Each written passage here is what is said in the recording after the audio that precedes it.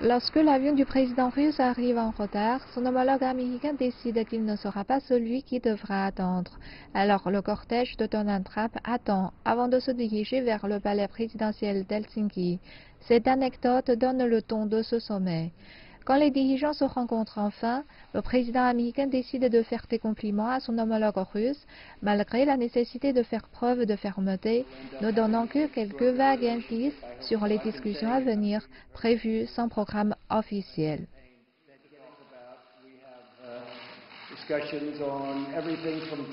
Nous allons parler de commerce, de l'armée, de missiles. Nous allons parler un peu de la Chine et de notre ami mutuel, le président Xi.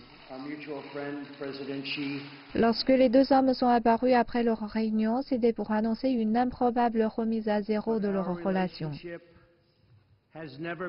Notre relation avec la Russie n'a jamais été aussi mauvaise que maintenant. C'était le cas il y a encore 4 heures. Les principaux sujets de désaccord semblent avoir fait l'objet de peu de concessions significatives. Grâce à l'accord sur le nucléaire iranien, l'Iran est devenu le pays le plus contrôlé au monde, se soumettant au contrôle de l'AIEA. Cette agence a assuré avec efficacité la nature exclusivement pacifique du programme nucléaire iranien. Sur un sujet toutefois, les dirigeants semblaient être en accord, comme on a pu le constater lorsque des questions étaient posées sur l'implication présumée de la Russie dans l'élection américaine. Would you denounce what happened in 2016, and would you warn him to never do it again? President Trump, you first.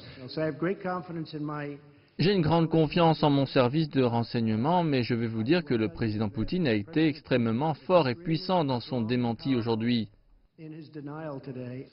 Poutine a refusé d'extrader les 12 Russes inculpés par les États-Unis la semaine dernière, mais Trump semble accueillir favorablement une autre suggestion.